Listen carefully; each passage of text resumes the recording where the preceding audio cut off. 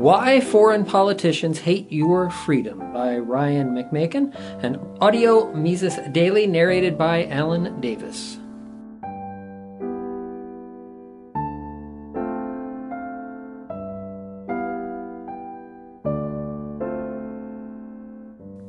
Although a majority of Colorado voters successfully forced the state government to legalize the possession and sale of cannabis in 2012, this popular initiative did not, of course, bind the governments of surrounding states to a similar degree of tolerance. Indeed, surrounding states have been more than happy to have law enforcement officials target travelers from Colorado who pass through these states. Colorado motorists report that in Kansas, for example, they are pulled over on made-up charges and detained until they agree to searches of their vehicles. In Nebraska, the story is said to be very much the same, with reports of searches, extended questioning, detainment, and general harassment of Colorado drivers. Nebraska government officials have voiced their displeasure with Colorado voters and have claimed that Colorado taxpayers should pay Nebraska's state and local governments for the cost of enforcing Nebraska's anti-cannabis laws. Cheyenne County Sheriff John Jensen stated, "They passed a law and didn't give a second thought to how it would impact surrounding states." It is, of course, not the job of voters in one state to pass laws that please the governments of neighboring states, but as with all governments, the Nebraska government opposes moves towards greater freedom, no matter how small, not only in their own jurisdiction, but in all others as well. The presence of a more free jurisdiction on the borders of a less free one can often lead to out-migration and local demands for similar freedoms in the home territory. Even politicians in non-contiguous states find such developments threatening, as made clear by Governor Chris Christie of New Jersey when he railed against cannabis legalization in Colorado and Washington. According to CNN, Christie frequently warns that expanded laws could lead to a slippery slope of legalized marijuana, like recently passed laws on recreational use in Colorado and Washington state. The cannabis case is just one example of politicians fearing the slippery slope on which people might get a taste of slightly less intrusive government and decide they like it. When it comes to disparities in freedom between states, few cases illustrate this better than the case of slavery. Naturally, slave states that bordered free states viewed these long unfortified borders as major threats to the status quo. The slave drivers, in turn, put their faith in big centralized government, i.e., fugitive slave laws, to address the problem and prevent the movement of slaves to free territories. Even with the fugitive slave laws in place, advocates of slavery were strenuously opposed to the addition of free states on their borders. When the Kansas-Nebraska Act of 1854 declared that the residents of Kansas should decide if the state would enter the Union as a free state or a slave state, partisans of both sides flew into action, beginning a guerrilla war against slave-holding settlers and free soil settlers, depending on one's disposition. The stakes were seen to be very high in what became known as Bleeding Kansas, as explained by historian Richard White. Southerners, who regarded Kansas as naturally destined for slavery because of its proximity to the slave state of Missouri, were outraged by northern efforts to control the territory.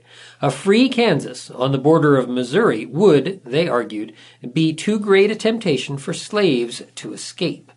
Thus, the slippery slope of free soil settlement had to be stopped. What's true in intrastate disputes within the United States is also true at the international level.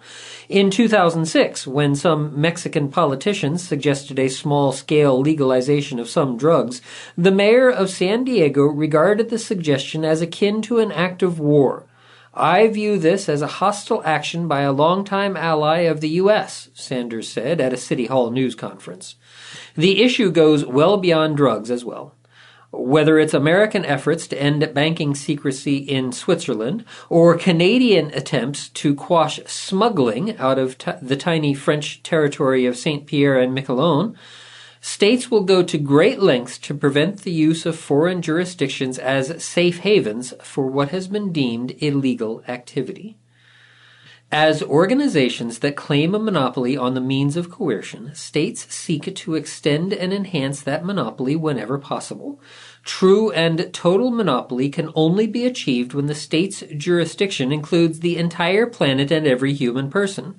The existence of a competing state, where policies, laws, and customs may be different, could provide an outlet for activities and freedoms that states find undesirable. The next best thing is to work with other states to ensure that variations between states are not so significant or easily accessible as to encourage emigration, brain drain, or a flow of capital to the more free jurisdiction. Some places, like Switzerland or the American state of Nevada, have historically made concerted efforts to capitalize on differences with surrounding jurisdictions. But even when such differences endure, the less free state can often count on immigration controls in the more free jurisdiction to partially solve the problem of immigration. Just as a single, global, monopolistic government would be greatly inimical to the freedoms of its subjects, a large number of small countries would likely be greatly beneficial.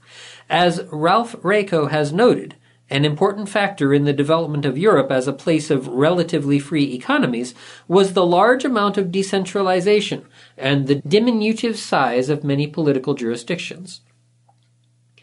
Although geographical factors played a role, the key to Western development is to be found in the fact that while Europe constituted a single civilization, Latin Christendom, it was at the same time radically decentralized. In contrast to other cultures, especially China, India, and the Islamic world, Europe comprised a system of divided and, hence, competing powers and jurisdictions.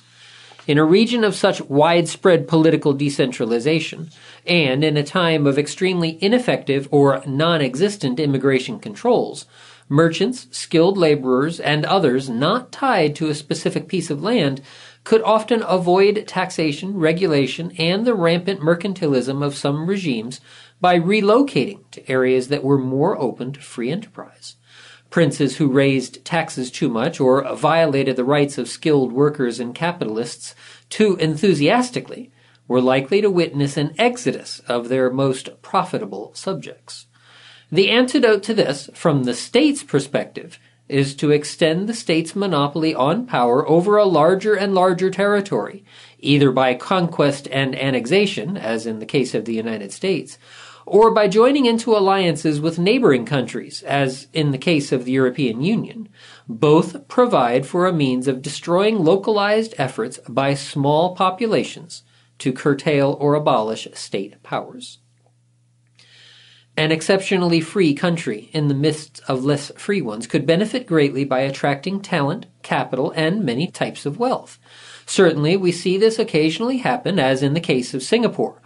But when the advantages of following this model appear to be so clear, why does it happen so seldom?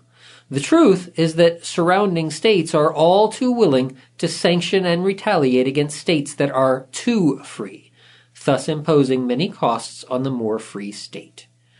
Were it free to do so under U.S. law, the state of Nebraska would surely be happy to impose sanctions against Colorado for its nonconformity. Nebraska may yet get what it wants if it finds a way to do so through the federal courts. When it comes to government agents, the urge to rule does not stop at the border.